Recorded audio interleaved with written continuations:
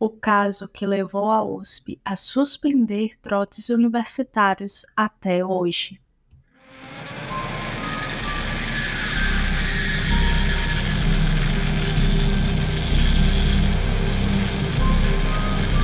Por favor, se inscreva no canal para que assim que um vídeo novo seja lançado, você tenha acesso a ele.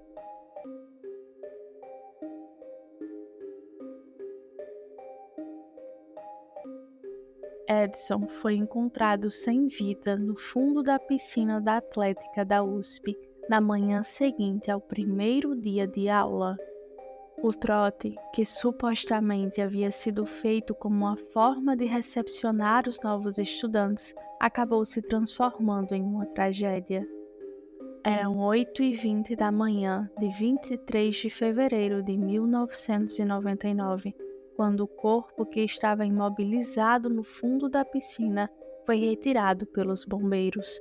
O corpo era de Edson Tsung, de 22 anos, que era calouro de medicina na USP.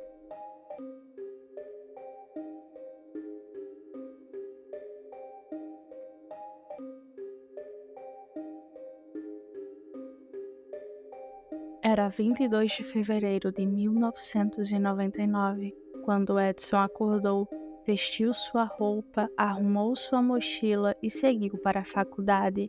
Aquele seria o seu primeiro dia de aula. O que ninguém imaginava é que também seria o último. Edson estava feliz porque havia conseguido passar no concorrido vestibular da USP. Ele já havia cursado medicina durante 3 anos em uma universidade particular, mas com a aprovação no vestibular conseguiu se livrar de uma mensalidade que custava cerca de R$ 1.000 na época, o que pesava e muito no orçamento da família. No momento da matrícula, Edson teve seu corpo pintado com tinta guache, sua cueca rasgada, os cabelos raspados e um corte no rosto, que foi causado por um descuido de um veterano. O estudante ficou em péssimo estado, tanto que sua mãe precisou ir buscá-lo de carro. Em seu primeiro dia de aula, Edson já sabia que iria haver um trote, mas não estava preocupado porque pensava que seriam apenas algumas brincadeiras. Pela manhã, houve uma palestra com os calouros. Terminada a palestra, depois de um tempo, os veteranos deram um sinal de que o trote iria começar. Quem não quisesse participar poderia sair pelas portas dos fundos, mas quem quisesse poderia seguir em frente. Apenas 40 alunos não quiseram fazer parte do trote, enquanto 140 seguiram em frente. Roupas que não poderiam manchar e pertences de valor eram colocados em um saco com o nome do dono e entregue aos diretores da Atlética. Assim, a maioria dos novatos ficou de short. Edson logo foi amarrado a outros calouros. Depois disso, eles tiveram o corpo pintado e a cabeça coberta por farinha e ovos. Ainda amarrados, eles seguiram para a frente da faculdade e sentaram em uma das pistas, atrapalhando o trânsito por 5 minutos. Logo após, os veteranos levaram os calouros ao clube, onde dariam início a um churrasco. Porém, para que os alunos não entrassem sujos na piscina, os veteranos davam banho com mangueiras de água nas calouras e as veteranas nos calouros, esfregados com buchas. No dia seguinte, Edson foi encontrado sem vida e com alguns ferimentos no fundo da piscina. Outro fato bizarro é que se você ainda não se inscreveu no canal, então já se inscreve aí e curta o vídeo.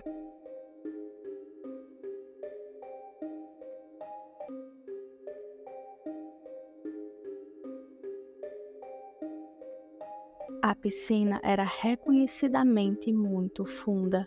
Alguns estudantes relataram que quando tentavam voltar à borda da piscina, tinham as mãos esmagadas pelos veteranos, impedindo que eles saíssem da água. Edson não sabia nadar.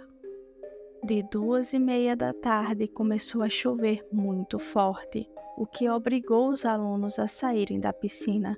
Depois da chuva, alguns foram embora. Não dava para ver o fundo da piscina devido à sujeira deixada pelos alunos. No dia seguinte, Às 7h30 da manhã, o corpo foi descoberto por um funcionário. O clima na Atlética ficou pesado e a hipótese levantada pela maioria era de que Edson havia voltado à piscina embriagado, escorregado e caído na água. Porém, o laudo do IML detectou que Edson não havia ingerido nenhuma bebida alcoólica e falava em minutos de agonia e luta antes da morte, o que fez cair por terra as supostas teorias da Atlética.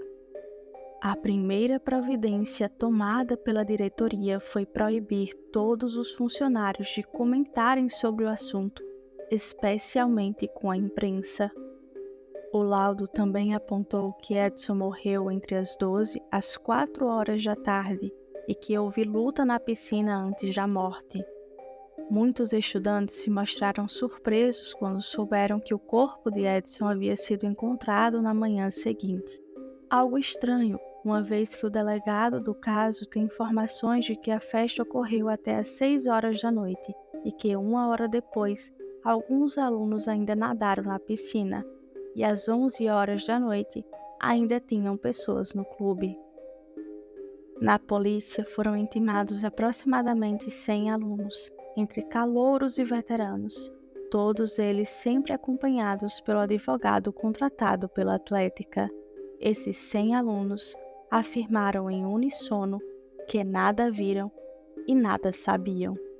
A promotora do caso suspeita de que Edson foi espancado e jogado na piscina durante o trote.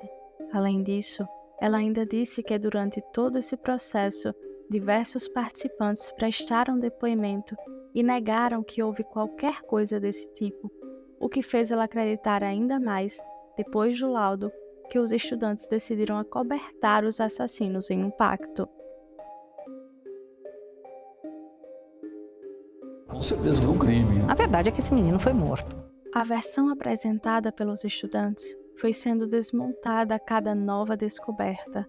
3 dias depois da morte de Edson, a mãe de um calouro que preferiu não se identificar ligou para o ouvidor da polícia para contar que seu filho e os colegas foram obrigados a ingerir bebidas alcoólicas. Muitos, inclusive, chegaram a passar mal e foram ameaçados caso contassem algo à polícia.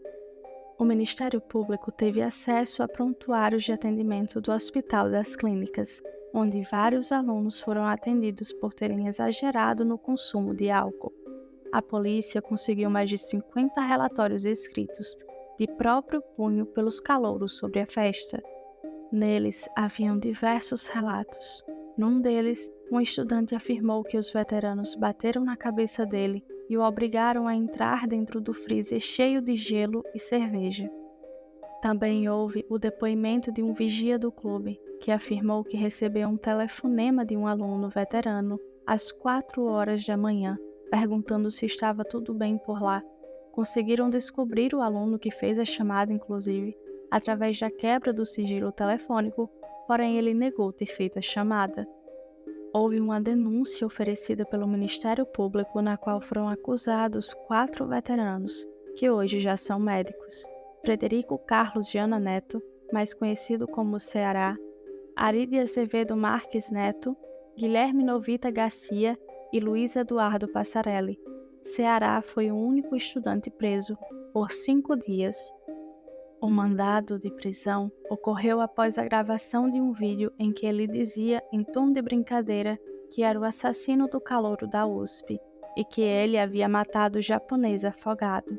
Nas palavras dele, Edson, assim como sua família, não era japonês. Ele era o filho mais novo de um casal de imigrantes taiwaneses que viviam no Brasil desde 1970. Desde esse episódio lamentável, a USP proibiu trotes na instituição em qualquer um dos campos universitários. Inclusive, um disque-trote foi criado 1 ano após a morte de Edson para receber denúncias de trotes violentos. Nos últimos anos, a Faculdade de Medicina da USP se envolveu em outra polêmica, desta vez relacionada a abusos sexuais em festas universitárias. Em 2014, Algumas alunas denunciaram terem sido estupradas em festas promovidas por estudantes da instituição. As denúncias motivaram uma CPI na Assembleia Legislativa e uma investigação do Ministério Público Estadual. Até o momento desse vídeo, faz mais de 20 anos que o caso de Edson está arquivado. A mãe dele ainda sonha com justiça pelo seu filho e pede a reabertura do caso. Já o pai de Edson morreu em 2008 de depressão por conta da morte do filho. De acordo com a mulher, o pai de Edson voltava do Ministério Público quase todo dia, não se conformava com a morte do filho. Uma das promotoras que atuaram no caso afirmou ter sido ameaçada de morte no período em que investigava o caso. Na época, os filhos dela tinham 12 e 14 anos e receberam ameaças de sequestro na escola. Mas e você? Acha que foi crime ou acidente? Se você sabe de algum caso que gostaria de ver aqui no canal, é só comentar aqui embaixo ou em uma de nossas redes sociais. Para quem se interessou pelo caso de hoje e quer saber mais sobre, recomendo que pesquisem algumas manchetes e depoimentos. Além disso, recomendo os outros diversos casos criminais que vocês podem assistir aqui no canal.